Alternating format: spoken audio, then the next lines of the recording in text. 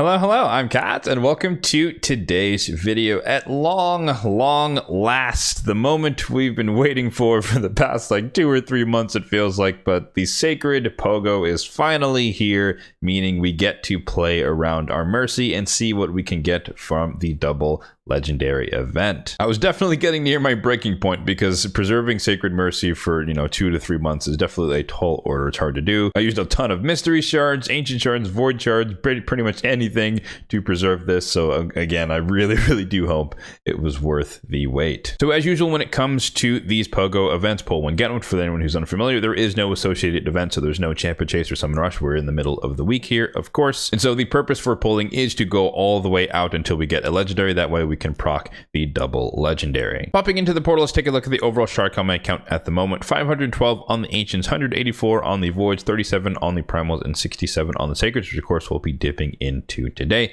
Let me pop up my mercy tracker on the screen. This will be linked in the description box down below if you'd like a copy of this for yourself. But the main thing to focus on that we've been highlighting for weeks and weeks, it feels now, is that we are 16 sacreds towards mercy, so we're 4 sacreds into mercy, meaning that the odds are relatively in our favor as far as pulling a handful of sacreds and proccing a legendary, which will grant us 2 legendaries for the price of 1. As is the tradition when we're talking about Pogo events, obviously we're going to get multiple legendaries, so I like to highlight my entire top 5 wish list. But in this case, we're also going to throw in the bonus of my most wanted outcome would be an undead horde duplicate champion, because as I can show you guys here, I've highlighted this a few times in the past, but for my faction guardian, specifically the undead horde, I have multiple copies of Rhoduses, which I've been fortunate enough to get over the years. But because I'd love to keep my 10 speed for my Siffy, who I do use on basically a daily basis, I want an undead horde duplicate, someone from the faction, ideally not a triplicate, so definitely a dupe of someone, doesn't really matter who, that I happen to have, and then I could free my 2 Rhoduses from their prison, faction guardian prison, and then I can do the first ever empowerment on my account and have a +2 Rhodus, who I'd also use daily on a regular basis. Aside from that, my top 5 are Psydax, one of the newer champions. Is basically Wallmaster Thorion on steroids when it comes to PvE content for Hydra Chimera. Number 2 would be Martyr for Fire Knight Hard 10 progression. It's just the simplest team in a shield set with the counterattack and increased defense. It's just a really reliable approach to Fire Knight Hard, because I currently run Fire Knight Hard 6 for reference, just because it's easier. Freya Fate Weaver is number 3. I like her passive. That way you can kind of cheat death, get an instant turn, and somehow react, thinking some arena thoughts, mainly like classic and tag team. Vestel Riverthorn is just like a Magic Affinity Georgian who's really cool, and she hits hard, and I'd like to just play around with her, use her to destroy my enemies. And 5th is Glaycat of the Meltwater for, again, just kind of Hydra-esque utility with the perfect veils and revives and all that stuff. But of course, most likely we're also going to get some epics along the way, so any and all duplicate epics for empowerment will be useful. Although I must say, as the years and months go by, I'm definitely starting to +4 a lot of my epics, so eventually we probably won't need any more non-void epics, at least in the long term. So that'll be an interesting, maybe a bittersweet day, but I digress. Without further ado, let's get into the pulls. We have 25 spaces, which better be enough. I mean, mathematically it should be enough. We have tons of cash, and hopefully we get some decent luck here. We're looking for someone from the wish list, but most importantly, the undead horde dupe. That would absolutely make my day, and we can do the first ever empowerment on my account, so that would definitely be exciting. So let's dive right in. Sacred number 1. Is this going to be one of the shorter iterations of it? And yes, it is the one and done, and it's Elegias. I think that is a dupe. That is the dupe that we're looking for. Okay, the second one is Calvalax. That is also a dupe. Honestly, who cares? This is absolutely massive. So we did get the undead horde dupe. Last time I got Elegias, maybe a couple of months ago, she was new on the account, but this version is a dupe. So awesome. Oh, this is exciting. We get to empower Rhodos. We get to empower a +2 Rhodos, my first ever empowerment on my account. So excited. But yeah, Elegias has been through, or she has been through many buffs, or maybe at least 2 buffs over the years, maybe 3, and still underwhelming. It's some sort of lockout affinity based lockout spread block buffs thing going on here, but I don't know. It's just give her a normal lockout and then we'd probably be able to talk a bit more, but unfortunately it's just kind of underwhelming. So not a great champion, but very useful in my particular situation.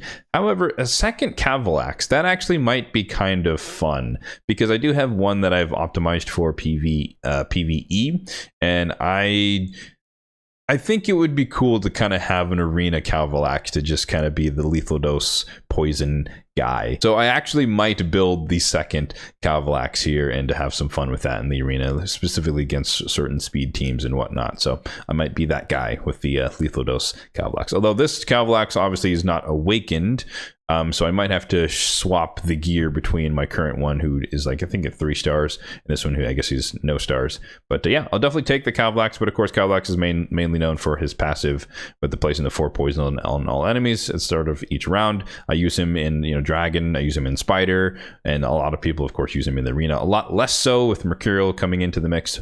But at least for my tier of arena, there are still a fair amount of champions or enemies that are kind of just using pure speed champions, like an Arbiter or something. So I could probably get away with using it in some aspects of my PvP content. So there we go. Awesome. Another 1 and done Sacred Pogo. Again, we were 16 shards into it, so the odds were, again, relatively in our favor that within a handful of Sacreds we would get there. So we just got fairly lucky still overall, but 17 Sacreds in total to get the legendary. So once again, glad that I preserved my mercy. I held off for literally, well, I don't know, it feels like 3 months at this point, but at least 2 months, and for good reason, because literally the next Sacred would have been a legendary this whole time by happenstance. But enough babbling, let's get to the main event. I am super excited. This is exciting. We finally got what we wanted, and I guess we can stop begging RNGesus now for the Undead Horde dupe. So we can free our Rhoduses from their prison. We can put in the Elegaius there, and then we can swap over to Empowerment.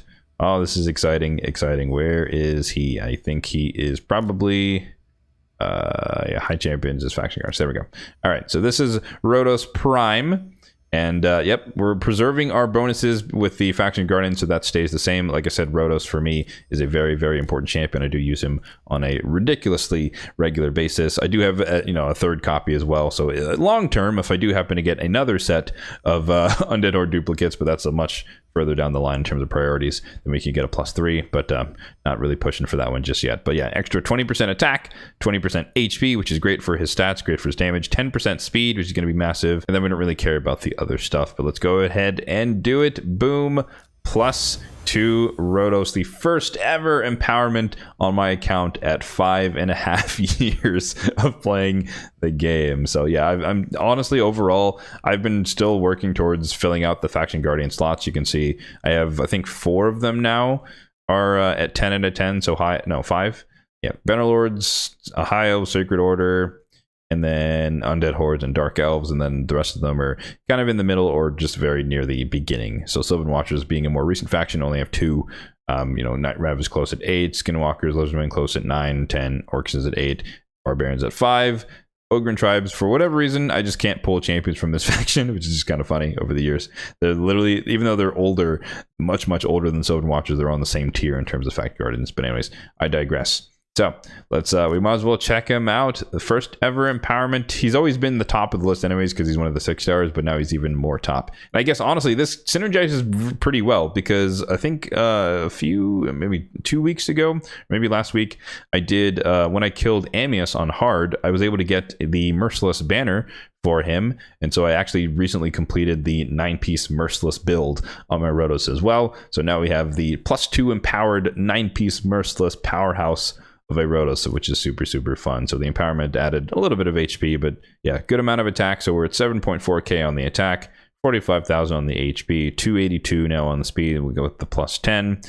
And then, yeah, I guess we don't get the crit rate or crit damage until I think +4. So long-term goal would be the +4 Rhodos. Like I said, we do have the 3rd copy just kind of sitting there waiting to be used. But for now, I'm definitely more than happy with the +2 Rhodos, and I definitely cannot wait to test him out soon, probably within the next few hours when I use him next in the arena. So there you have it. I guess that's another 1 and done in terms of a Sacred Pogo, and definitely this was worth the wait. I can say that after the fact. I was definitely worried that we're just going to get some random dupes or random bad champions, but in this case it was actually extremely beneficial to have done this and waited on my account. So definitely worth it.